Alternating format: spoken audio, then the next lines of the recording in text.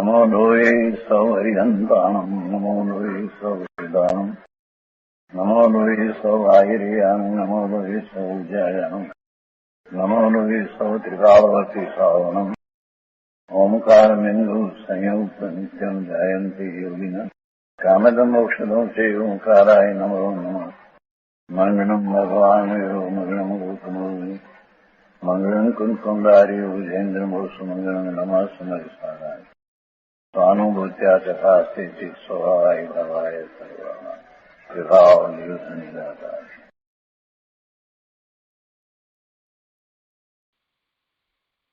समयसार भगवान कुंकुंदाचार्य रचित समयसार तथा भगवान अमृतचंद्राचार्य रचित आत्मख्याति टीका कलश सहित એનો સ્વાધ્યાય ચાલે છે।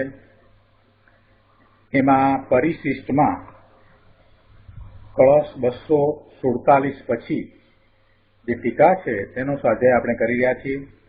ટીકાનો અડધો ભાગ આપણે કર્યો છે અને એ ભાગ ઉપર પૂજ્ય ગુરુદેવ કાંજી સ્વામીએ આપેલ પ્રવચનના મહદ અંશો આપણે કર્યા છે। હવે આગળ અંશો લઈએ।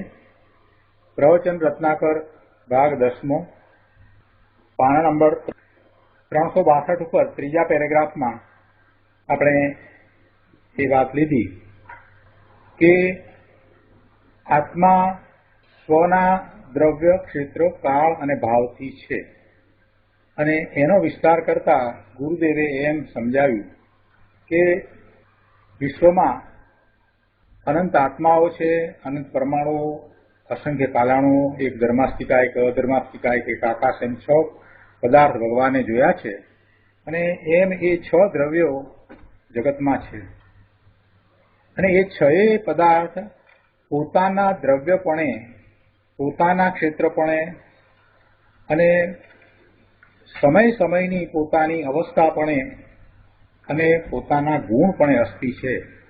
એટલે દ્રવ્ય, ક્ષેત્ર, કાળ અને ભાવમાં પોતાનું દ્રવ્ય, પોતાનું ક્ષેત્ર અને પછી કાળ માટે એમ લીધું કે સમય સમયની અવસ્થાપણે છે અને ભાવ માટે એમ લીધું કે ગુણપણે અસ્તિ છે, ગુણપણે હોવાપણું છે। એ પછીથી આત્માની વાત કરતા ગુરુદેવે એમ સમજાવ્યું કે તેવી રીતે આત્મા એનું દ્રવ્ય, દ્રવ્ય એટલે દ્રવ્યમાન, એ 3 કાળે રહેલું છે। એનું ક્ષેત્ર એટલે પહોળાઈ, એનો વિસ્તાર, એ અસંખ્ય પ્રદેશી છે તો એ તો એનું માપ થયું, એટલે એનો વિસ્તાર છે એવો, એટલે એની પહોળાઈ કહીએ એને, એ એનું ક્ષેત્ર છે। અને પછી ભાવની વાત કરી તો ભાવ એટલે શક્તિ, ગુણ, એનામાં રહેલી શક્તિ અથવા એનામાં રહેલા ગુણ, એ પણ 3 કાળે છે તો એવું એના ગુણ પ્રમાણે હોવું એ એનો ભાવ। દરેક દ્રવ્યમાં જેવા ગુણ છે એવા ગુણ પ્રમાણે જ એનું પરિણમન થાય એટલે એને ભાવ કહેવામાં આવે છે। સોનું સોનાના ભાવે છે એમ જ્યારે આપણે કહીએ છીએ તો એમાં જે પીળાશ આદિ, ચિકાસ આદિ જે ગુણ રહ્યા છે એવા ભાવે સોનું અવસ્થિત છે, એવા ભાવે સોનું પરિણમે છે, એટલે એ એનો ભાવ થયો। તો અહીંયા એ વાત કરી કે આત્માને પણ દ્રવ્ય એટલે દ્રવ્યમાન છે, ક્ષેત્ર છે અને એને ગુણ છે, એ 3ની વાત કરી અને એ 3 ત્રિકાળ છે। એ 3 વસ્તુનું હોવાપણું, અસ્તિપણું એક રૂપે છે અને 3 ત્રિકાળ છે। બીજી વાત કે એ એમનું હોવાપણું એ પોતાથી છે અને પરથી નથી। એ દ્રવ્ય, ક્ષેત્ર અને ભાવ એ 3 કાળે હોવાપણું એટલે 3નું અસ્તિપણું એક રૂપ છે અને એ પોતાથી છે અને પરથી નથી, બીજા અન્ય કોઈ દ્રવ્યથી નથી। તેમ ત્રિકાળનો વર્તમાન જે એક સમયનો સ્વકાળ રૂપ અંશ છે તે પણ સ્વથી છે। જો અહીંયા કાળ લીધો નથી ગુરુદેવે 3 વસ્તુ લીધી, દ્રવ્ય, ક્ષેત્ર અને ભાવ. એમાં કાળ ન લીધો, એટલે કાળ કઈ રીતે છે એ સમજાવ્યું છે. તો કાળ માટે અહીંયા આગળ એમ સમજાવ્યું કે તેવી રીતે ત્રિકાળનો વર્તમાન જે એક સમયનો સ્વકાળ રૂપ અંશ છે તે પણ સ્વથી છે અને પરથી નથી. એનો વર્તમાન વર્તતો જે અંશ છે તે સ્વકાળે થાય છે અને તે સ્વથી છે અને પરથી નથી. પહેલા તો એમ વાત કરી કે આત્માનું દ્રવ્ય એટલે દ્રવ્યમાન, એનું ક્ષેત્ર અને એના ગુણો એ ત્રણેય કાળે છે, અનાદિથી છે અને એ અવિનાશી છે, એટલે ત્રણેય કાળે છે. એટલે જયારે વસ્તુ ત્રણેય કાળે છે તો એ ભૂતકાળમાં હતી, વર્તમાનમાં છે અને ભવિષ્યમાં પણ હશે. હવે વર્તમાન એક સમયનો વર્તમાન છે એ વખતે પણ એ છે ને, વર્તમાનમાં પણ એ દ્રવ્ય છે, ક્ષેત્ર છે અને એ ભાવ, એ ત્રણેય વસ્તુ વર્તમાનમાં પણ છે ને, કેમ કે એ ત્રણેય ત્રિકાળ છે તો એ વર્તમાનમાં પણ છે. એટલે એ વર્તમાન વર્તતો જે અંશ છે તે સ્વકાળે થાય છે. એટલે વર્તમાન વર્તતો જે અંશ જે છે એનો જે કાળ તે એનો સ્વકાળ છે. અને એ સ્વકાળ છે તો એ કાળ કોઈ પરથી નથી, એ સ્વથી છે. એક સમયનો સ્વકાળરૂપ અંશ છે તે પણ સ્વથી છે અને પરથી નથી. એટલે વર્તમાન વર્તતો જે અંશ છે તે સ્વકાળે થાય છે અને તે સ્વથી છે, પરથી નથી. હવે જુઓ, વર્તમાન વર્તતો અંશ જે કયો તો એ વર્તમાન વર્તતો અંશ આમ તો પર્યાય કહેવાય. એક સમયનો એ પર્યાય છે, કેમ કે ત્રિકાળ વસ્તુ છે તો કોઈ પણ સમયે વસ્તુને જોઈએ તો એની કોઈ ને કોઈ એક દશા સ્થિતિ તો છે ને, એની કોઈ એક અવસ્થા તો ત્રણેય કાળે હોય છે ને. એટલે કોઈ એવો સમય નથી કે જ્યારે એની કોઈ પર્યાય ન હોય. વસ્તુ છે તો એની કોઈ પર્યાય તો હોય છે. હવે આ વર્તમાન વર્તતો જે અંશ છે તે એ જ્યારે છે ત્યારે તે તેનો કાળ છે એને સ્વકાળ કહ્યું, અને એ કાળ એનો સ્વથી છે અને પરથી નથી. એટલે એમાં પર્યાયની વાત આવે છે. જે પર્યાય જે સમયે સુનિશ્ચિત થવા યોગ્ય છે તે સમયે જ પ્રગટ થાય છે. આમ પ્રતિ સમય પર્યાય નિયત ક્રમબદ્ધ પ્રગટ થાય છે. આમ દ્રવ્યનો પ્રત્યેક સમયે વર્તતો વર્તમાન અંશ છે તે અંશ એનાથી છે, સ્વથી છે અને પરથી એટલે નિમિત્તથી નથી. આ એક વાત. અને એ અંશ તે સ્વકાળે પ્રગટ થાય છે, આ બીજી વાત. જેમ દ્રવ્ય, ક્ષેત્ર, ભાવ એ ત્રણેય ત્રિકાળ છે અને નિશ્ચિત છે, તેમ વર્તમાન વર્તતી પર્યાય પણ નિશ્ચિત જ છે. પણ એનો યથાર્થ નિર્ણય એને કરવો જોઈએ. એનો યથાર્થ નિર્ણય કેવી રીતે થાય તો કે નિજ ત્રિકાળી દ્રવ્ય સ્વભાવ ઉપર દ્રષ્ટિ કરે, ત્યાં એની નજર જાય ત્યારે એનો નિર્ણય થાય.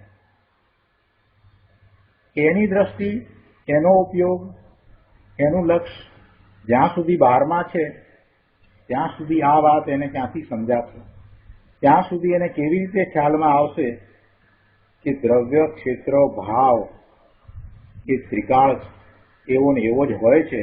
એ વાત એને ક્યાંથી સમજાશે કે દ્રવ્ય, ક્ષેત્ર, ભાવથી પોતે ભગવાન આત્મા પોતે સ્વથી છે અને એ બીજાના અન્યના દ્રવ્ય, ક્ષેત્ર, કાળ, ભાવથી નથી. આ બધું એને સમજાય કેવી રીતે? એટલે કહે છે કે એ દ્રવ્ય, ક્ષેત્ર, ભાવ નિશ્ચિત છે અને એનો વર્તમાન વર્તતો અંશ છે, એનો કાળ નક્કી છે, એ એનો સ્વકાળ છે પણ આ બધું ત્યારે જ સમજાય કે જ્યારે એની દ્રષ્ટિ એવા ધ્રુવ તરફ જાય, એની દ્રષ્ટિ એવા દ્રવ્ય સ્વભાવ ઉપર જાય, ત્યારે એને એ યથાર્થ એનો નિર્ણય થાય છે. ત્યાં સુધી જે નિર્ણય કર્યો એ તો ધારણા જ્ઞાન રૂપે કર્યો, માહિતી રૂપે કર્યો છે. અને એવો નિર્ણય થાય છે ત્યારે એને એક પછી એક સર્વ પર્યાયોનો નિર્ણય થાય છે અને બધી જ પર્યાયો એના સ્વકાળે થાય છે એમ નિર્ણય થાય છે. એટલે કે ક્રમબદ્ધ પર્યાયનો નિર્ણય થાય છે.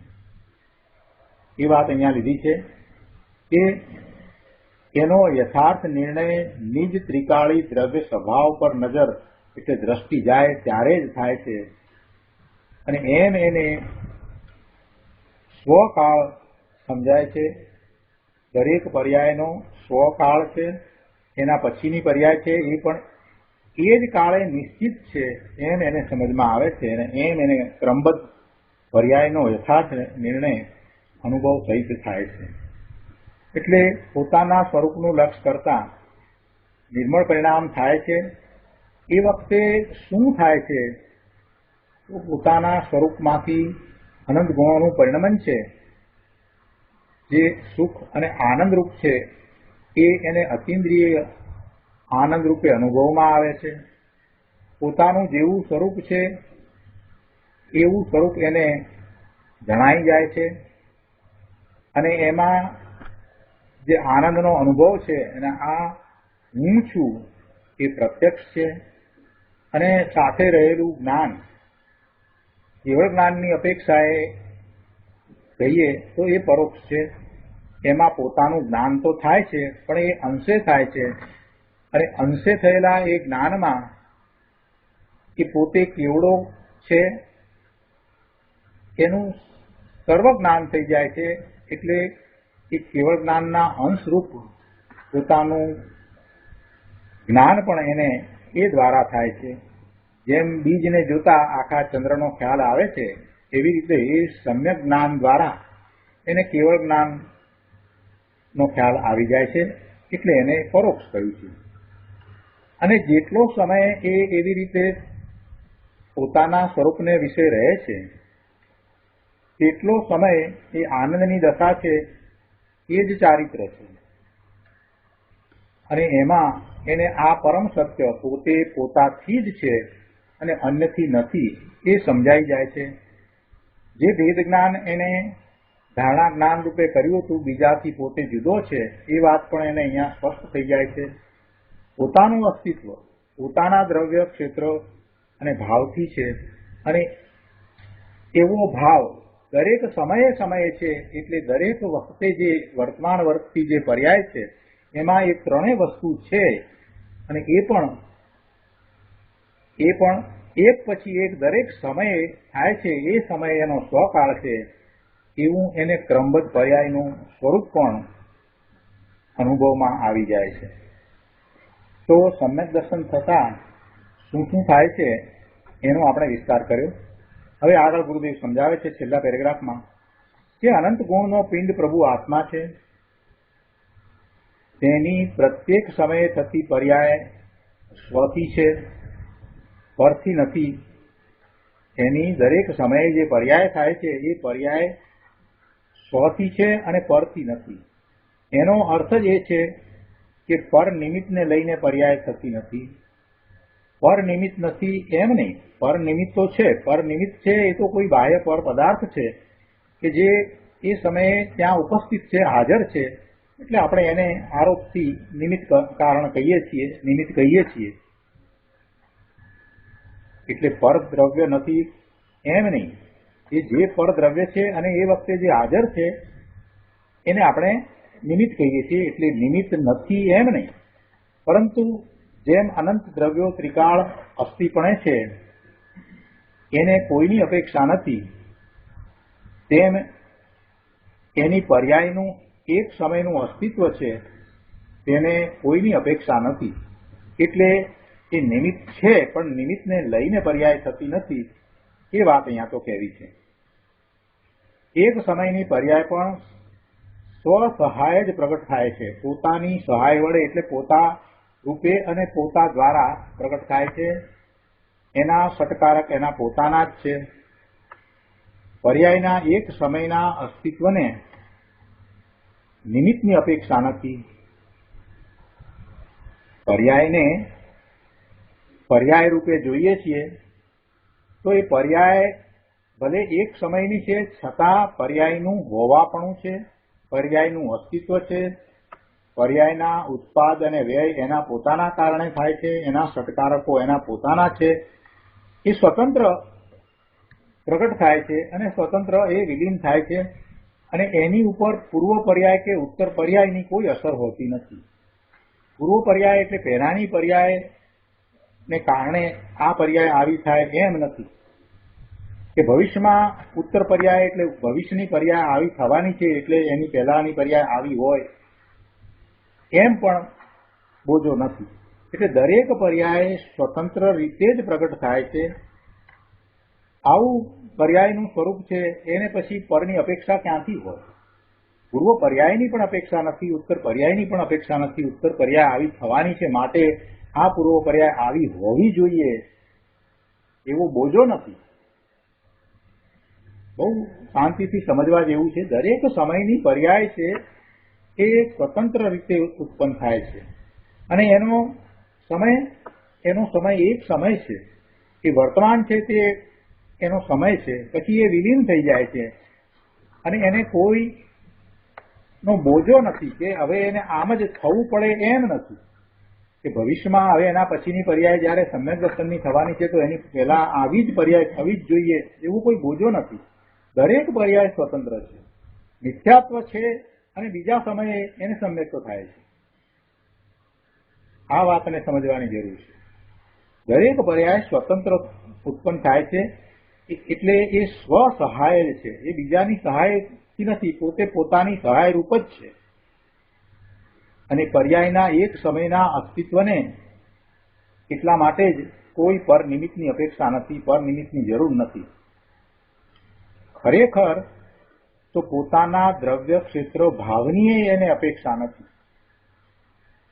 જો થોડીક સૂક્ષ્મ વાત કરી છે ગુરુદેવે, આપણે એમ કહ્યું ને કે પર્યાયને પણ પોતાના દ્રવ્ય ક્ષેત્રો અને ભાવ હોય છે અને એનો સ્વ સમય છે એટલે એનો કાળ છે. તો અહીંયા કહે છે કે ખરેખર તો પોતાના દ્રવ્ય ક્ષેત્ર ભાવની એને અપેક્ષા નથી. જુઓ, દ્રવ્ય ક્ષેત્ર ભાવ તો સદા એક રૂપ એક સદસ્ય છે, છતાં પર્યાયમાં તો વિવિધતા અનેક વિવિધતા છે માટે પર્યાય પર્યાયના કારણે જ પ્રગટ થાય છે એ નિશ્ચય છે. આ બે લીટી બરાબર સમજવાની છે. શું કહ્યું? ગુરુદેવે એમ કહ્યું કે ખરેખર તો પોતાના દ્રવ્ય ક્ષેત્ર ભાવની એને અપેક્ષા નથી એટલે પર્યાયને અપેક્ષા નથી. જો પર્યાયના દ્રવ્ય ક્ષેત્ર ભાવની વાત કરીએ તો એ પર્યાય જે દ્રવ્યની છે એ દ્રવ્યના દ્રવ્ય ક્ષેત્ર અને ભાવ છે એ પર્યાયના દ્રવ્ય ક્ષેત્ર ભાવ છે. હવે દ્રવ્ય ક્ષેત્ર ભાવ જે છે જે દ્રવ્યના છે, જે પદાર્થના જે છે કે જેની આ પર્યાય છે એ તો હંમેશા એકરૂપ રહે છે. એમાં ક્યાં બદલાવ આવે છે? જે દ્રવ્ય છે, દ્રવ્યપણે જે છે એ તો એકરૂપ છે એટલે એ સદસ્ય છે, એ તો એવું ને એવું જ રહ્યું છે. અને છતાંય પર્યાય તો જુદા જુદા પ્રકારની આપણને જણાય છે. એમાં તો વિવિધતા દેખાય છે, અનેક વિવિધતા છે પર્યાયમાં. એના એ જ દ્રવ્યની દરેક પર્યાયમાં આપણને વિવિધતા જણાય છે, અનેક વિવિધતા જણાય છે. દ્રવ્ય એનું એ જ છે. જે દ્રવ્ય છે એના દ્રવ્ય ક્ષેત્ર ભાવ એટલે એના ગુણો, એનું ક્ષેત્ર, આ બધું તો એનું એ જ રહ્યું છે. તે છતાંય જે પલટતું નથી એ એનું એ જ રહે છે, એવું એ દ્રવ્ય છે. તે છતાંય એનો પલટતો અંશ એટલે જે પર્યાય છે એ તો અનેકવિધ છે, એ તો જુદી જુદી છે. સોનું સોનાપણે જ છે. સોનાને દ્રવ્ય અપેક્ષા લઈએ તો એનું દ્રવ્ય એટલે દ્રવ્યમાન એનું ક્ષેત્ર, એનો ભાવ, એ બધું એનું એ જ છે. છતાં એની પર્યાય જુદી જુદી થાય છે ને, એની બંગડી પણ થાય, એની વીંટી પણ થાય, એનો હાળ પણ થાય. તો જીવની એ રીતે વિચાર કરીએ તો જે પર્યાય થાય છે એ પર્યાય એ આત્માના દ્રવ્યમાન ક્ષેત્ર અને આત્માના ગુણોને કારણે જે ભાવ છે એ એકરૂપ હોવા છતાં, સદસ્ય હોવા છતાં, એક જેવા હોવા છતાં પણ એ પર્યાય વિવિધ પ્રકારની અનેકવિધ થાય છે. એનો અર્થ જ એ થયો કે ખરેખર એ પર્યાય પોતાના દ્રવ્ય ક્ષેત્રો ભાવની અપેક્ષા રાખ્યા વિના થાય છે. કે એ તો એના એ જ છે, અને છતાંય પર્યાયમાં વિવિધતા દેખાય છે. એનો અર્થ એ થયો કે જે પર્યાય ઉત્પન્ન થાય છે, એક સમયની એ પર્યાય છે, એક સમયનું એનું અસ્તિત્વ છે, એ પર્યાયને પોતાના દ્રવ્ય ક્ષેત્રો ભાવની અપેક્ષા નથી. એ પૂર્ણપણે સ્વતંત્ર રીતે ઉત્પન્ન થાય છે, પ્રકટ થાય છે અને વિલીન થાય છે. માટે પર્યાયના કારણે જ પ્રગટ થાય છે એ નિશ્ચય છે. પર્યાયની સ્વતંત્રતાની ઘણી વાત કરી, ઘણું સારી રીતે અહીંયા સમજાવી દીધું છે. આગળ 362 પાના ઉપર કહે છે કે ભગવાન આત્મા અને અનંતા અન્ય પદાર્થો, ભગવાન આત્મા અચેતન એવું આ ભગવાન આત્મા અને અનંતા અન્ય પદાર્થો, રજકણ, ઉદ્ગળો, એ બધું, એટલે એની વાત કરતા કહે છે કે એ ભગવાન આત્મા અને અનંતા અન્ય પદાર્થો, રજકણ સુદ્ધા બધા જ અનંત ગુણથી ભરેલ છે. એ બધા અનંત ગુણથી ભરેલ તત્વ છે. એના ગુણ જે હંમેશા રહે છે, ત્રિકાળ રહે છે, એનું પરિણમન. ગુણ અનંત છે અને દરેક ગુણનું પરિણમન છે, અને દરેક ગુણની એક પછી એક પર્યાય થાય છે. એક સમયની પર્યાય છે એવી અનંત ગુણની એક જ સમયમાં અનંત પર્યાય છે. તો એ ગુણ એનું પરિણમન એટલે આ વર્તમાન એક સમયની પર્યાય, વર્તમાન એક સમયની જે અવસ્થા છે તે વર્તમાન અવસ્થા રૂપે એનું થવું. હવે એ અવસ્થા રૂપે જે થવું એ જે કાળે થવાનું છે તે કાળે તે જ પ્રમાણે થાય છે. એના ગુણ જે ત્રિકાળ છે એનું પરિણમન અર્થાંત વર્તમાન અવસ્થા રૂપે તે જે કાળે જે થવાનું છે તે થાય જ છે. એમાં કોઈ ફેરફાર કરી શકે નહીં. એમાં કોઈ ઇન્દ્ર કે જિનેન્દ્ર પણ ફેરફાર કરી શકે નહીં. દરેક દ્રવ્યની વાત લીધી છે કે ભગવાન આત્મા અને અનંતા અન્ય પદાર્થો, એમાં રજકણ સુદ્ધા આવી જાય. એ બધામાં અનંત ગુણ છે, એવા અનંત ગુણથી ભરેલ એ તત્વ છે, અને એના જે ગુણ છે એ ત્રિકાળ છે, અને એ ગુણનું પરિણમન અર્થાત વર્તમાન અવસ્થા રૂપે જે થવું તે જે કાળે થવાનું છે તે જ કાળે થાય છે, અને એ પરિણમન જે રૂપે થવું જોઈએ તે રૂપે જ થાય છે. એટલે જે પરિણમન થવાનું છે અને જે કાળે થવાનું છે તે જ થાય છે. એ જે કાળે થાય છે એ સ્વકાળ છે, અને એ સ્વકાળ પોતાથી છે, એ પરથી નથી. નિમિત્ત બીજી ચીજ હો, નિમિત્ત બીજી ચીજ હો એટલે એનું અસ્તિત્વ નિમિત્તનું પણ છે, એટલે બીજી કોઈ ચીજ છે એ ત્યાં હાજર રહી છે, જેને આપણે ઉપચારથી નિમિત્ત કહીએ છીએ. તો એ હોય, પણ એ નિમિત્ત છે માટે આ પરિણમન છે એમ નથી. વળી સાથે એમ પણ કહેવાય કે કાળ દ્રવ્યનું પરિણમન છે માટે આ બધા દ્રવ્યોના પરિણમન થાય છે એમ પણ નથી. જીવનું પરિણમન કે પૂતગળનું પરિણમન થાય છે તો એ પરિણમનમાં કાળ દ્રવ્ય એ નિમિત્ત છે. આપણે એમ કહીએ છીએ કે કાળનું પરિણમન છે એ નિમિત્ત છે, પણ એને નિમિત્ત કહ્યું છે. એ કાળનું પરિણમન થાય છે માટે કાંઈ દ્રવ્યનું પરિણમન થાય છે એમ નથી. દ્રવ્યનું પરિણમન તો એના પોતાના કારણે થાય છે, એ એના ગુણને કારણે થાય છે. એ દ્રવ્યત્વ નામનો એનો ગુણ છે એટલે એ પરિણમે છે. એટલે દ્રવ્ય કુટસ્થ નથી.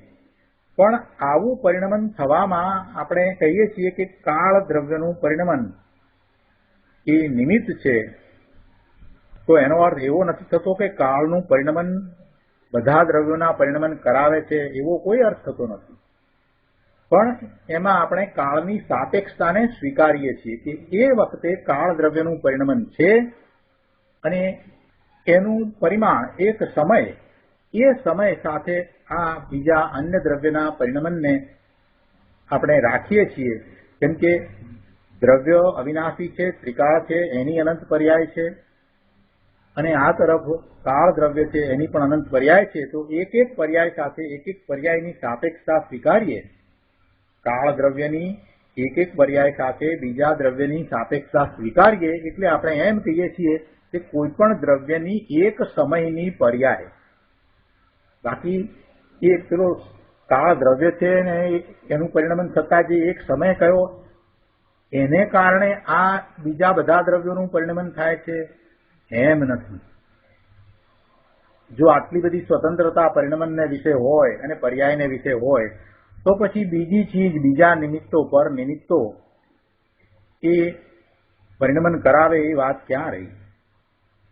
એ દ્રવ્યનું પણ પરિણમન થાય છે એટલે જે નિમિત્ત રૂપે છે એ દ્રવ્યનું પણ એનું પોતાનું પરિણમન થાય છે. એટલે એ દ્રવ્ય છે, નિમિત્ત છે, પણ એ નિમિત્ત છે માટે આ પરિણમન છે એમ નથી. જે સ્વયં સત છે તેને પરની શું અપેક્ષા? પર્યાય એ એક સમયનું સત છે, એ સ્વયં સત છે. પર્યાય છે ને, કોઈ એક અવસ્થા છે ને, દ્રવ્ય છે તો દ્રવ્યની એક અવસ્થા છે ને, તો એ પોતે સ્વયં હોવાપણે છે, સત છે, એને પછી બીજાની અપેક્ષા શું હોય? સતને પરની અપેક્ષા હોઈ શકે નહીં. જેનું અસ્તિત્વ છે, જે હોવાપણે છે, એને બીજાની અપેક્ષા હોય નહીં. વ્યવહાર અને પર નિમિત્ત એ તો કાર્યકાળે એક બીજી ચીજ છે.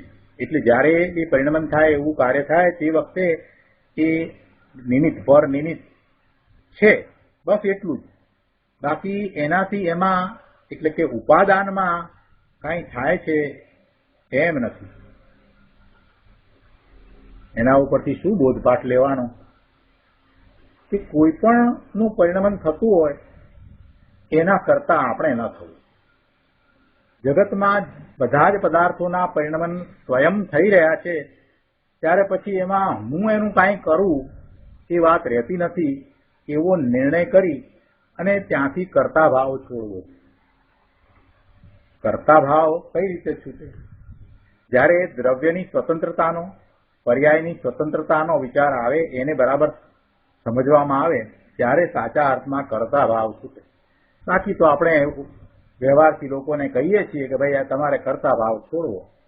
હમણાં જ એક આપણા સ્વાધ્યાયી બેન સાથે વાત થઈ, તેમણે એમ કહ્યું, કોઈકને સમજાવ્યું, એમ પેલા સામા વ્યક્તિની તબિયત સારી નહોતી રહેતી એટલે કે તમારે કર્તા ભાવ છોડવો.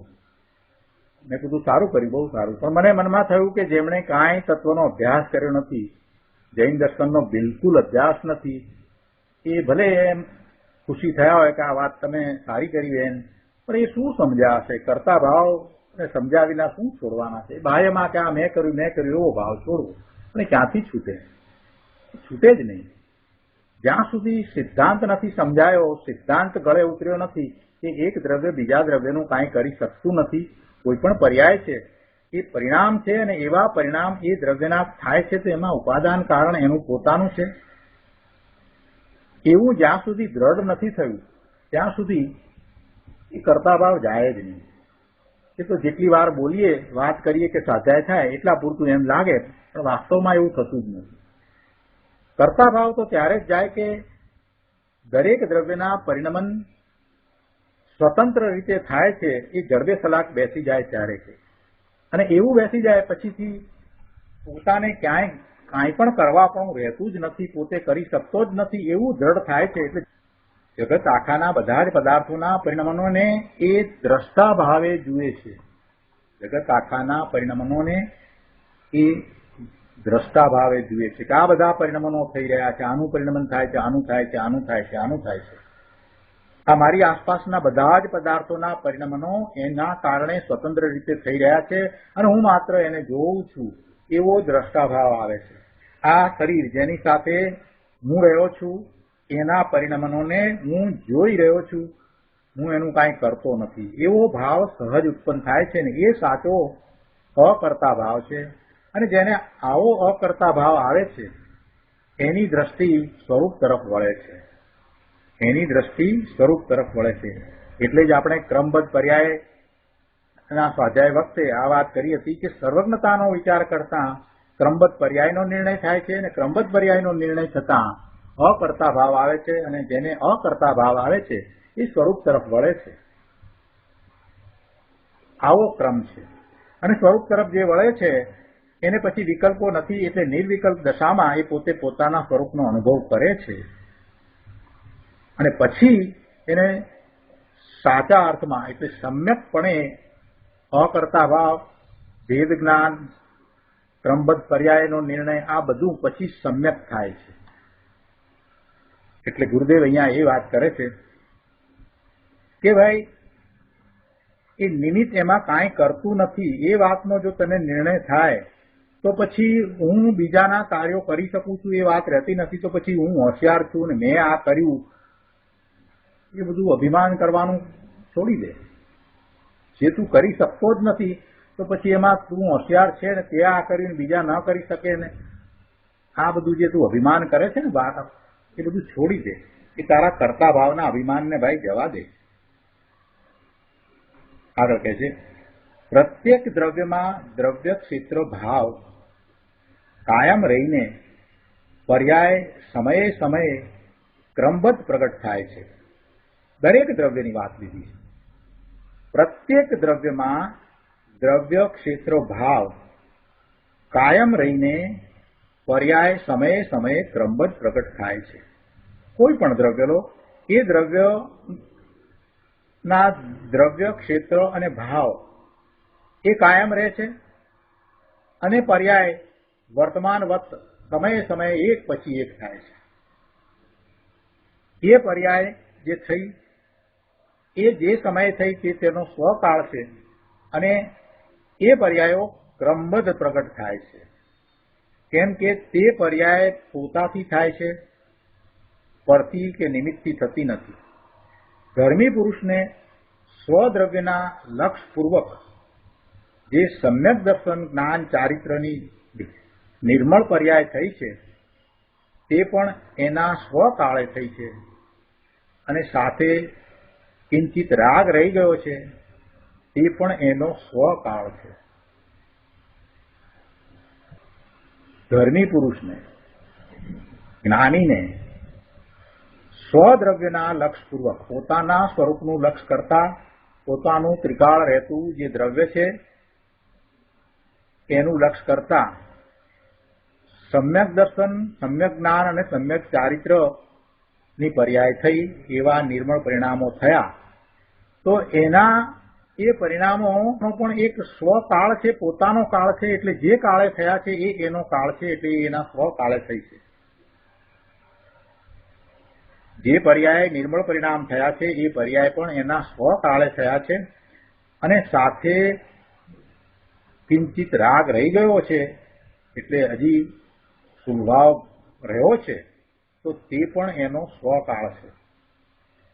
ઇન્દ્રો, ગણધરો અને મુનિવરોની ઉપસ્થિતિમાં ધર્મસભામાં ઈચ્છા વિના જ દિનેશ્વર ભગવાનની વાણી ખરી, ઓમકાર ધ્વનિ રૂપે એ વાણી ખરી, એમાં આ વાત આવી છે. આ કઈ કોઈના ઘરની વાત નથી, કોઈ કલ્પના નથી.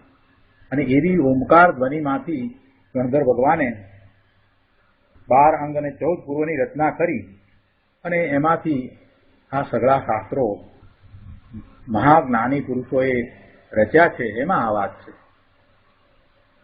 ગુરુદેવ કરુણા કરીને કહે છે કે ભાઈ તું ભગવાન આત્મા છો, તું વિચાર તો કર કે તું કોણ છો. તું ભગવાન આત્મા છો, તું અનંત ગુણનો પિંડ, નિર્મળ આનંદનો નાથ પ્રભુ છો. અને ત્યાં નજર કરતા જ પર્યાયમાં શાંતિ અને વિતરાગતા પ્રગટ થશે. એ વિતરાગતા સાથે કિંચિત શુભરાગ રહી જાય તેને વ્યવહાર કહીએ. જેવી વિતરાગતા પ્રગટ થાય અને સાથે જે શુભભાવ રહ્યો છે તો એને વ્યવહાર કહ્યો છે. જે વિતરાગતા થઈ તે નિશ્ચય અને જે રાગ રહ્યો તે વ્યવહાર. જે વિતરાગી પરિણામ થયા છે એ નિર્મળ પરિણામ છે, એ મોક્ષનો માર્ગ છે, એવી એ વિતરાગતા પ્રગટ થઈ એ જ નિશ્ચય છે. એ વખતે શુભભાવ બાકી રહ્યો છે, જે રાગ છે એ વ્યવહાર છે. એટલે એવા શુભભાવ અને એવા વ્યવહાર દ્વારા એ વિતરાગી પરિણામ નથી થતા, પણ સ્વનું લક્ષ્ય કરતા, સ્વનું મહાત્મ્ય લાવીને એનું લક્ષ્ય કરતા એવા વિતરાગી પરિણામ થાય છે. એક સમયમાં વિતરાગતા અને રાગ બંને છે. એ જ સમયે જ્યારે વિતરાગતા પ્રગટ થઈ છે ત્યારે શુભભાવ પણ છે. એટલે એક સમયમાં વિતરાગતા અને રાગ બંને છે. માટે પહેલો વ્યવહાર અને પછી નિશ્ચય અથવા વ્યવહારથી નિશ્ચય થાય એ વાત યથાર્થ નથી. અને આ વાત દ્રવ્ય સંગ્રહમાં લીધી છે. દ્રવ્ય સંગ્રહમાં એ વાત આવે છે. નેમિચંદ સિદ્ધાંતિકે દ્રવ્ય સંગ્રહની રચના કરી છે, બૃહદ દ્રવ્ય સંગ્રહ અને લઘુ દ્રવ્ય સંગ્રહ. તો એમાં એ વાત આવે છે 47 ગાથામાં કે ધ્યાનમાં નિશ્ચય અને વ્યવહાર એક જ કાળે હોય છે. ધ્યાનમાં નિશ્ચય અને વ્યવહાર એક જ કાળે હોય છે. આ વાત દ્રવ્ય સંગ્રહની 47મી ગાથામાં આવે છે. એટલે એ ઉપરથી અહીંયા વાત લીધી છે. પણ ગુરુદેવને તો એમ સમજાવવું છે કે ભાઈ વ્યવહાર દ્વારા નિશ્ચય નથી થતો, વ્યવહાર દ્વારા નિશ્ચય થતો નથી. આ વાત સમજાવી છે. એના પછીના પેરેગ્રાફમાં 6મી લીટીમાં કહે છે કે આત્માની પર્યાયમાં વિકાર થાય એ તો પોતાનો પોતા વડે થયેલો અપરાધ છે. એટલે શુભભાવ થયો એ વિકાર છે, અને એ વિકાર થયો એ પોતે એ વખતે પ્રમાદ સેવ્યો છે માટે થયો છે. જે સમ્યક દ્રષ્ટિ નથી એને એ અજ્ઞાનને કારણે, મિથ્યાત્વને કારણે એવા વિકારી પરિણામ થાય છે, અને સમ્યક દ્રષ્ટિ છે એને પણ એવા વિકારી પરિણામ થાય છે, તો એ એનો પ્રમાદ છે. એટલે એ એનો અપરાધ છે. એમાં કર્મના ઉદય એ બાહ્ય નિમિત્ત કહેવાય, પણ એ કર્મના ઉદયને કારણે એવો વિકાર થાય છે એમ નથી. લોકો શાંતિ અને ધીરજથી વિચાર કરતા નથી, એટલે એમને સમજવામાં મુશ્કેલી પડે છે. વાસ્તવમાં તો વસ્તુનું સ્વરૂપ એવું જ છે. પોતે વિકારી ભાવે સ્વયં થાય છે એ વખતે કર્મના ઉદયો છે એને નિમિત્ત કહેવામાં આવે. એ કર્મના ઉદય નિમિત્ત ત્યારે જ કહેવાય કે જો એને વિકારી ભાવ એના લક્ષ્ય થાય તો. પણ કર્મના ઉદયો હોય અને છતાં એ પોતે પોતાના સ્વરૂપને વિશે રહે તો એ નિમિત્ત બનતા પણ નથી, તો એ નિમિત્ત થતા પણ નથી. એક જ પ્રકારના ઉદય જ્ઞાનીને હોય અને અજ્ઞાનીને હોય. એક જ પ્રકારના ઉદય જ્ઞાનીને અને અજ્ઞાનીને હોય. દાખલા તરીકે આ શરીર મળ્યું છે તો બંનેને એવું જ શરીર મળ્યું હોય અને બંનેને એક જ પ્રકારનો રોગ હોય. દાખલા તરીકે ટીબીનો રોગ થયો છે, ટ્યુબરક્લોસિસ, એ અજ્ઞાનીને પણ છે અને જ્ઞાનીને પણ છે. બંનેને એવો ઉદય એક સાથે એક જ સમય થયો. તો એક કર્મનો ઉદય વર્તે છે તો એને કારણે જ્ઞાનીને કઈ આર્થ ધ્યાન થતું નથી અને પેલા અજ્ઞાનીને તો આર્થ ધ્યાન થાય છે. તો અજ્ઞાનીના આર્થ ધ્યાનમાં એ કર્મનો ઉદય, જે એને ટ્યુબરક્લોસિસની બીમારી થઈ એ કર્મનો ઉદય છે એ નિમિત્ત કહેવાય. એટલે જ્યારે એવું કાર્ય થાય અને જે હાજર છે એને નિમિત્ત કહેવાય. પણ એ જ ઉદય વર્તતો હોય ને છતાંય એનું લક્ષ પણ ન થાય તો પછી એને નિમિત્ત ક્યાંથી કહેવાય? જો એ નિમિત્ત જ હોત, નિમિત્ત થતું જ હોત તો પેલાને પણ નિમિત્ત થવું જોઈતું, જ્ઞાનીને પણ નિમિત્ત થવું જોઈતું. એટલે એમ તો થતું જ નથી. એટલે જ્યારે કાર્ય થાય છે અને બાહ્યમાં છે, હાજર છે, તો એને નિમિત્ત કહેવામાં આવે છે. બાકી નિમિત્તથી કાંઈ થતું નથી. જો જીવ જાગૃતિ રાખે તો કર્મના ગમે તેવા ઉદયો હોય તે વખતે પણ એ પોતે શાંતિ અનુભવી શકે. આત્મા ધ્રુવ દ્રવ્યપણે સદા ટકતું તત્વ છે તો પર્યાયપણે પલટે છે.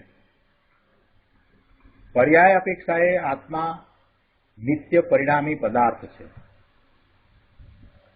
પર્યાય અપેક્ષાએ આત્મા નિત્ય પરિણામી પદાર્થ છે. આ બધું સ્વદ્રવ્ય ક્ષેત્ર કાળ ભાવ કીધા તેમાં સમાઈ જાય છે. વસ્તુ ત્રિકાળ, ક્ષેત્ર ત્રિકાળ, ભાવ ગુણ ત્રિકાળ, અકૃત્રિમ પોતા વડે પોતાપણે જેમ છે તેમ એની વર્તમાન પર્યાય પોતા વડે હોવાના શક્તિરૂપ સ્વભાવપણા વડે સત છે. એનો અર્થ શું?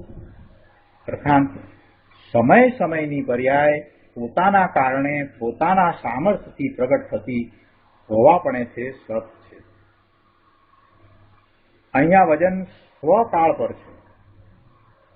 પોતાના સ્વકાળે હોવાનો પર્યાયનો જે સ્વભાવ, એવા સ્વભાવપણા વડે પર્યાયનું સતપણું છે, હોવાપણું છે. જો વસ્તુ કાયમ રહીને, વસ્તુ મૂળ વસ્તુ દ્રવ્ય જે છે તે કાયમ રહીને અવસ્થાપણે વસ્તુ પરિણમતી ન હોય, વસ્તુ કાયમ રહીને અવસ્થાપણે પરિણમતી ન હોય તો દુઃખ ટળીને સુખ થવું, મિથ્યાત્વ ટળીને સંકિત થવું, સંસાર ટળીને મોક્ષ થવો ઇત્યાદિ કાંઈ સંભવિત નથી. અવસ્થા બદલાય છે. સંસાર અવસ્થામાંથી સિદ્ધની અવસ્થા થાય છે. જો આવું અવસ્થાનું બદલવું ન થતું હોત તો, આવું અવસ્થાનું રૂપાંતર ન હોત, એવા પરિણામો ન થતા હોત તો કોઈ જીવ સુખી ક્યાંથી થાય? એટલે જે પલટવું થાય છે તે અવસ્થાપણે પલટવું થાય છે, અને છતાંય વસ્તુ કાયમ રહે છે. આત્મા ત્રિકાળ કાયમ અવિનાશી એક સરખો જેવો છે તેવો રહે છે, અને એની અવસ્થા બદલાય છે. સંસારી અવસ્થામાંથી સિદ્ધની અવસ્થા થાય છે, દુઃખની અવસ્થામાંથી સુખની અવસ્થા થાય છે, મિથ્યાત્વની અવસ્થામાંથી સંકિતની અવસ્થા થાય છે. એટલે અવસ્થાપણે એનું બદલવું, પલટવું એ બહુ મોટી વાત છે. એનો સ્વીકાર થવો કે જે બદલાય છે તે અવસ્થા બદલાય છે. એટલે પછી ખ્યાલ આવે છે કે જેની અવસ્થા છે એ બદલાય છે કે નથી બદલાતું? તો ખ્યાલ આવે છે કે ના, એ તો નથી બદલાતું. જેની આ દશા છે, જેની આ પર્યાય છે, એવું જે દ્રવ્ય છે એ પોતે કાયમ રહે છે. એમાંથી કાંઈ ઓછું થઈ જતું નથી. એક પછી એક પર્યાયો થાય તો એમાં કાંઈ ઘટ આવી જાય એવું કાંઈ થતું નથી. એમાં કોઈ વધઘટ થતી નથી. એ વસ્તુ કાયમ રહી, અને એ જ વસ્તુ છે જે પોતે અવસ્થાપણે બદલાય છે. ખરેખર તો વસ્તુ અવસ્થાપણે બદલાય છે. વસ્તુ વસ્તુ તરીકે કાયમ રહે છે, અને અવસ્થાપણે એ બદલાય છે. વસ્તુ તરીકે રહીને, વસ્તુ કાયમ રહીને જીવ રહે છે. જીવમાં કાંઈ ફેરફાર થઈ જાય, એનો નાશ થઈ જાય એમ નહીં, એમાંથી કાંઈ ઘટી જાય એમ નહીં, એના ગુણોમાંથી કાંઈ ફેરફાર થઈ જાય, ઓછા થઈ જાય એમ નહીં. એ તો જેવો છે તેવો વસ્તુપણે કાયમ રહે, અને છતાંય એની અવસ્થામાં ફેરફાર થાય. દુઃખની અવસ્થા જાય અને સુખની અવસ્થા થાય, મિથ્યાત્વ જાય અને સંકિત થાય, અજ્ઞાન જાય અને જ્ઞાન થાય. આ બધું અવસ્થાપણે બદલાવું એવું રૂપાંતર થાય છે. એટલે કહે છે કે માટે દરેક વસ્તુ સ્વયં ટકીને પરિણમે છે, રૂપાંતર પામે છે. એ વસ્તુગત સ્વભાવ છે. વસ્તુનો આવો સ્વભાવ, એનો સ્વીકાર થવો, અને એના ઉપરથી એ વાતને પોતાની ઉપર ઉતારવી કે હું ભગવાન આત્મા ત્રિકાળ એવો ને એવો જ છું. હું ભગવાન આત્મા ત્રિકાળ શુદ્ધ છું, સિદ્ધ સમાન છું, અને અવસ્થાપણે મારો બદલાવ થઈ રહ્યો છે. મારો એટલે આત્મા. એ બદલાવ જે છે તે અવસ્થામાં છે, મૂળ દ્રવ્યમાં એમ કાંઈ નથી. મૂળ દ્રવ્ય તો ત્રિકાળ એવું ને એવું ટકીને રહ્યું છે. એ અનાદિ છે, અનંત છે. એ અનાદિનું છે અને અવિનાશી છે, અનંત કાળ સુધી રહેવાનું છે. એટલે એને તો કોઈ કાંઈ બદલી શકતું જ નથી. જે બદલાવું થાય છે એ મારી પર્યાયમાં બદલાવું થાય છે. તો હવે આ બદલાવું મારી પર્યાયમાં જે થાય, એની એવી દશા બદલાય, એમાં બીજું કોઈ કાંઈ કરતું હશે કે નહીં, એમ વિચાર શરૂ કરવો. એમ જ્યારે વિચાર કરવામાં આવે ત્યારે પોતાની જાતે જ પોતાને સમજાય છે કે આ અવસ્થાપણે બદલાવવું એ એક સમયનું બદલાવવું, અને એ જે દ્રવ્ય છે એ દ્રવ્ય પ્રમાણે અવસ્થા હોય. પરિણામી દ્રવ્યથી પરિણામ જુદા ન હોય. પરિણામી દ્રવ્ય જે માટી છે એનાથી એના પરિણામ જુદા, એટલે કે માટી સિવાય ન હોય. માટી ઘડા રૂપે થાય, કોડિયા રૂપે થાય, છતાં એમાં માટી જ રહેલી છે. સોનું બંગડી રૂપે થાય કે વીંટી રૂપે થાય, છતાં એ પરિણામી જે સોનું છે એનાથી એના પરિણામ જુદા ન હોય, એટલે પરિણામ એ સોના રૂપે જ હોય. તો પછી હું જે કાયમ રહ્યો છું એના પરિણામ, આ ચેતન ભગવાન આત્માના પરિણામ પણ અચેતન ક્યાંથી હોય, જડ ક્યાંથી હોય, જડ રૂપે ક્યાંથી હોય? આ સિદ્ધાંત સમજાઈ જશે. અને જ્યારે પછી એ સિદ્ધાંત સમજાશે પછી બધું સહેલું થઈ જશે કે આ પછી આ પરદ્રવ્યમાં હું વ્યાપું ને પરદ્રવ્યના જડના બધાના કામો કરું, એ વાત તો શક્ય જ નથી. કેમ કે મારું પરિણામ ચેતન રૂપે થાય છે. ભગવાન આત્મા ચેતન કાયમ રહીને જે મારી અવસ્થાનું બદલાવું થાય છે, તો એ અવસ્થા મારા રૂપે છે ને, એ જડ રૂપે છે કે ચેતન રૂપે છે? પરિણામી દ્રવ્યથી પરિણામ જુદા નથી, તો પછી જુદા નથી તો એ અવસ્થાઓ પણ ચેતનરૂપ અવસ્થા થાય છે. અને એવી ચેતનરૂપ અવસ્થાને બીજા સાથે શું લેવા દેવા હોય, બીજા સાથે શું સંબંધ હોય? અને એ જે પરિણામો એ એક સમયના જ છે, અને જે સમયે જે થાય છે તે સમયે જ તે પરિણામ થાય છે. આટલું બધું પરમ સત્ય ખ્યાલમાં આવ્યા પછીથી પરનું લક્ષ પછી રહેતું જ નથી. લક્ષ પર તરફથી ખસીને સ્વ તરફ વળી જાય છે. એક સિદ્ધાંતને પણ જરાક સમજી અને અંદર ઊંડા ઉતરવામાં આવે ત્યારે ખ્યાલ આવે છે કે પરમાં કરવા પડું તો ક્યાં છે જ. હું પોતે પરિણમું છું તો પરિણમું છું, અને હું જ્ઞાન સ્વરૂપ છું, જ્ઞાન સ્વભાવી છું, તો એનું જ્ઞાન પણ મને થાય છે. મારા પરિણમનનું મને જ્ઞાન પણ દરેક સમય થાય છે. જે પરિણમન થાય છે એને હું જાણું છું. જે શુભભાવ થયો છે તો શુભભાવને હું જાણું છું. જે વિકારી પરિણામ થયા છે એને પણ હું જાણું છું. આટલી બધી વાત હોવા છતાં હું માન્યતામાં આવી મિથ્યા માન્યતા લઈને કેમ બેઠો છું? તત્વને સમજે તો દ્રષ્ટિ સ્વરૂપ તરફ જાય. ગુરુદેવે અહીંયા જે વાત કરી છે એના ઉપરથી ઘણો વિચાર આવે એવો છે કે મિથ્યાત્વ ટળીને સંકિત થવું, સંસાર ટળીને મોક્ષ થવો, આ બધું જે છે એ ક્યાં થાય છે? એ પર્યાયમાં થાય છે. અને એ વખતે જે પર્યાયમાં થાય છે એ વખતે વસ્તુ તો કાયમ ટકીને રહી છે ને.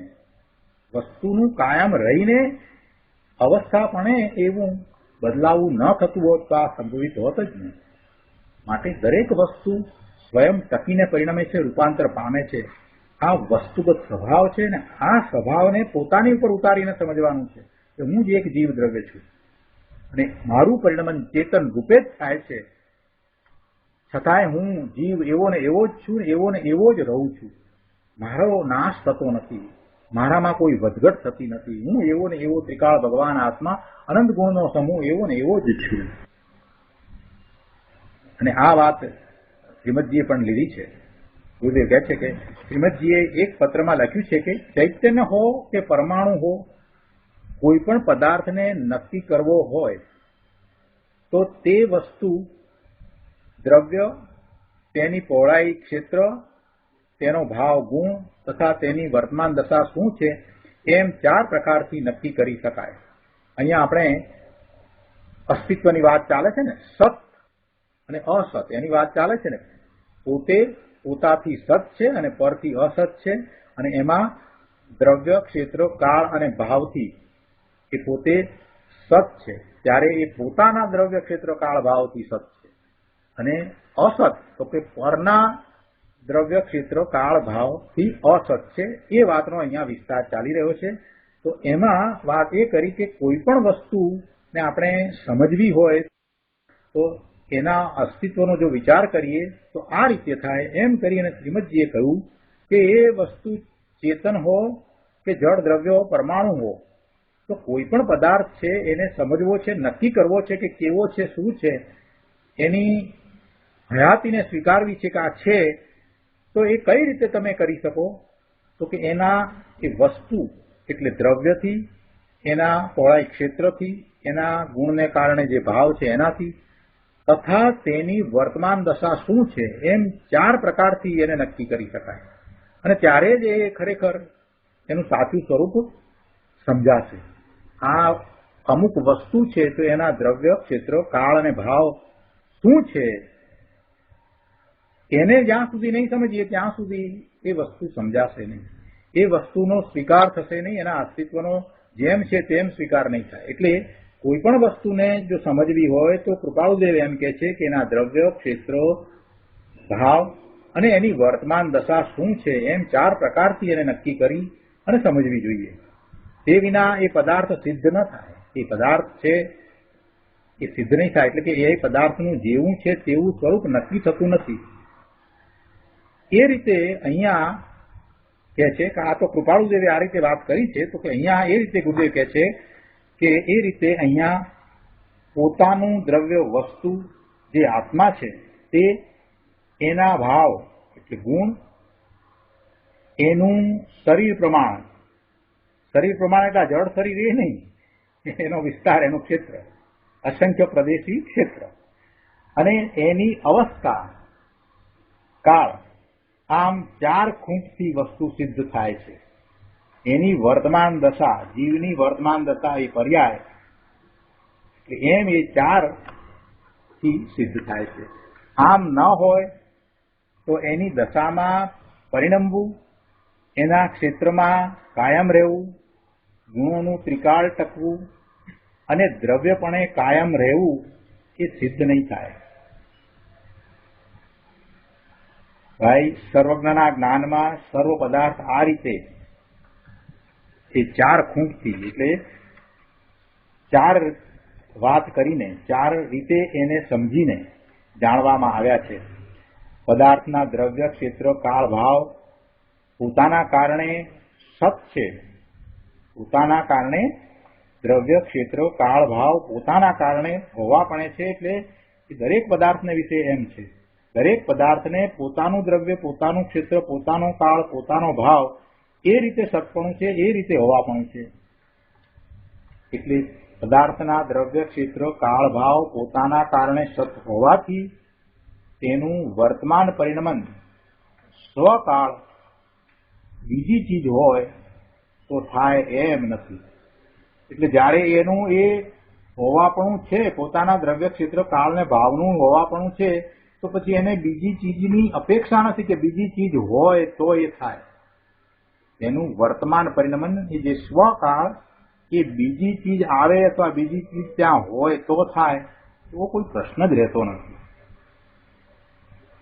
એક સમયમાં વિકારી પર્યાય પ્રગટ થાય કે અવિકારી પર્યાય પ્રગટ થાય, એ વિકારી કે અવિકારી એ જે પર્યાય પ્રગટ થઈ તે એનો સ્વકાળ છે. સાધકને પણ ચારિત્ર ગુણની પર્યાય વિકારી અવિકારી હોય છે. અહીંયા જરાક સમજવાનું છે. ચારિત્ર ગુણની પર્યાય વિકારી અવિકારી કઈ એટલે મૂળ ચારિત્ર ગુણ છે એના જે પરિણામ થાય છે, જે સતત એક સરખા નિર્મળ પરિણામ થાય છે એની વાત નથી, પણ અહીંયા વર્તમાનમાં જે પરિણામ છે એ પરિણામને લીધા છે એની વાત છે.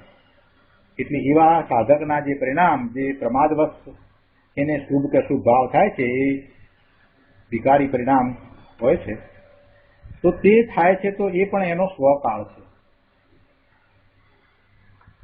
પુણ્યથી ધર્મ થાય ઇત્યાદિ માન્યતારૂપ મિથ્યા ભ્રમ, અજ્ઞાન અને રાગ દ્વેષ અજ્ઞાનીને થાય છે તે પર્યાયનો સ્વકાળ છે. તે કાળે નિમિત્ત છે ખરું, મોહનીય કર્મનો ઉદય છે ખરો, પણ કર્મને લઈને તે પર્યાય થાય છે એમ નથી.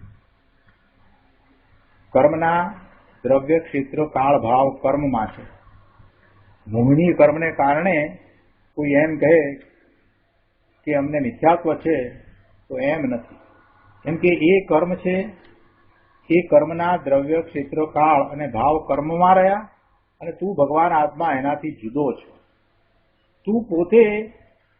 તું પોતે એવા મિથ્યાત્વના ભાવે થાય છે. પેલું જળ કર્મ છે એ તને મિથ્યાત્વના ભાવે કરાવે છે એમ નથી. કર્મના ઉદયને લઈને અહીં વિકારી પર્યાય થાય છે એમ નથી. ગુરુદેવ કહે છે કે જેને આ વાત બેસી જાય તેની તો શી વાત કરવી. તત્કાળ એની દ્રષ્ટિ દ્રવ્ય સ્વભાવ ઉપર જઈને નિર્મળ પર્યાયનો સ્વકાળ તેને પ્રકટ થાય છે. આ બધા સિદ્ધાંતો જે ગુરુદેવે સમજાવ્યા છે એ બધા સિદ્ધાંતોને જેમ છે તેમ સમજીને એમાં આગળ વધવામાં આવે અને જે ઊંધી માન્યતાઓ પહેલાથી જે પકડાઈ ગઈ છે એને છોડી દેવામાં આવે તો સમ્યક દર્શન સહેલું છે. પણ હજી મોટાભાગનાને પોતે જ્યાં જન્મ્યો છે એ કુટુંબમાં જે માન્યતા હતી ને એ માન્યતાને એને છોડવી નથી. એ માન્યતાને પકડી રાખવી છે અને પછી આ સિદ્ધાંતનો સ્વીકાર કરવો છે એટલે એ સિદ્ધાંતનો સ્વીકાર એનાથી થતો નથી. અજ્ઞાન ભાવે બાળપણમાં અજ્ઞાનવશ જે માન્યતાઓ એણે કરી છે અને કુટુંબમાં એવા અભ્યાસીના અભાવને કારણે કોઈ ઊંધી માન્યતા હતી તો એ ઊંધી માન્યતા એને પરંપરાએ ચાલી આવે છે તો હજી એ છોડવા માટે તૈયાર થતો નથી. આ સાયકોલોજી છે કે મોટાભાગના લોકો પોતાના માતા પિતા જે કહેતા હોય એને હંમેશા સાચું માને. વિચાર કરો કે જગતમાં કેટલા માતા પિતા અને દરેકની વાત જો સાચી હોય તો પછી પ્રભુની વાત તો પછી ક્યાંથી સાચી થશે. એટલે શાસ્ત્રનો અભ્યાસ કરવો. એમને અભ્યાસ ન હતો તો કાંઈ વાંધો નહીં, આપણે અભ્યાસ કરી શકીએ ને. આપણા માતા પિતા ડોક્ટર ન હોય અને એ કંઈક રીતે કોઈક રીતે વાત માનતા હોય મેડિકલની, ત્યારે તો આપણે એમ કહીએ છીએ કે આપણે ડોક્ટર છીએ તો આપણે એમના કરતાં વધારે જાણીએ છીએ. અને બાપુજીને એ વાતમાં સમજણ ન પડે કેમ કે એ ક્યાં ડોક્ટર છે, પણ ખરેખર તો એનાટોમી, ફિઝિયોલોજી, મેડિસિન બધું હું ભણ્યો છું એટલે મને ખ્યાલ છે કે શું છે. ત્યાં તો આપણે એમ માનીએ છીએ. તો પછી ધર્મની બાબતમાં પણ એમ સ્વીકારી લેવું કે બાપુજીને આ શાસ્ત્રોનો અભ્યાસ ન હતો માટે એમની એ માન્યતા હતી, કંઈ વાંધો નહીં. હવે આપણે આ શાસ્ત્રનો અભ્યાસ કરીએ છીએ તો પછી એ બાપુજીની માન્યતાને આપણે છોડી દઈએ. બાપુજી પ્રત્યે એમાં અવિનય નથી થતો. આ વાત કોણ સમજે છે? બધા એના કુટુંબમાંથી પરંપરાએ જે વાત ચાલી આવે છે ને એને છોડવા માટે તૈયાર નથી. બધાનું આવું જ છે, મોટા ભાગના જીવોનું આવું છે. ગુરુદેવ જેવા તો કોઈક જ નીકળે કે જે સંપ્રદાયમાં એમણે એટલા વર્ષો સુધી દીક્ષા પાળી છતાંય એને છોડી દીધી. એવા તો કોઈક જ વિરલા નીકળે. એટલો બધો અભ્યાસ એ સંપ્રદાયના એ બધા પુસ્તકોનો, તે છતાં પણ એને છોડી દીધું. એટલે જ્યારે પરમ સત્ય આપણને પ્રાપ્ત થતું હોય ત્યારે આપણે જે માન્યતા પકડીને બેઠા છીએ એને છોડવી, એ સિવાય એ નહીં બને. એટલે ગુરુદેવ અહીંયા એ કહે છે કે જેને આ સિદ્ધાંત બેસી જાય, આ વાત બેસી જાય. કઈ વાત બેસી જાય? કે કર્મના ઉદય આવે છે એવા એ કર્મ, જળ કર્મો એના પોતાના દ્રવ્ય ક્ષેત્ર કાળ ભાવ સહિત છે અને એ કર્મના ઉદયને લઈને અહીંયા મારી પર્યાય બદલાય, મને કાંઈ મિથ્યાત્વ કે અજ્ઞાન હોય એમ હોય નહીં, અથવા તો મને કાંઈ એને કારણે શુભ કે શુભ ભાવ હોય એમ હોય નહીં. આ વાત જો બેસી જાય તો તત્કાળ એની દ્રષ્ટિ દ્રવ્ય સ્વભાવ ઉપર જાય અને પછી એને નિર્મળ પર્યાયનો સ્વકાળ પ્રગટ થાય, એટલે કે એને સમ્યક દર્શન થાય. તો આજનો સ્વાધ્યાય અહીંયા સુધી રાખીએ છીએ. ઘણી મહત્વની વાતો આજે આવી, ઘણી સમજવા જેવી વાતો આવી. ફરી ફરીને વાંચવા માટે બધાને મારો ખૂબ ખૂબ અનુરોધ છે. હવે શુભકામ બોલીએ. સુખધામ અનંત સુસંત ચરી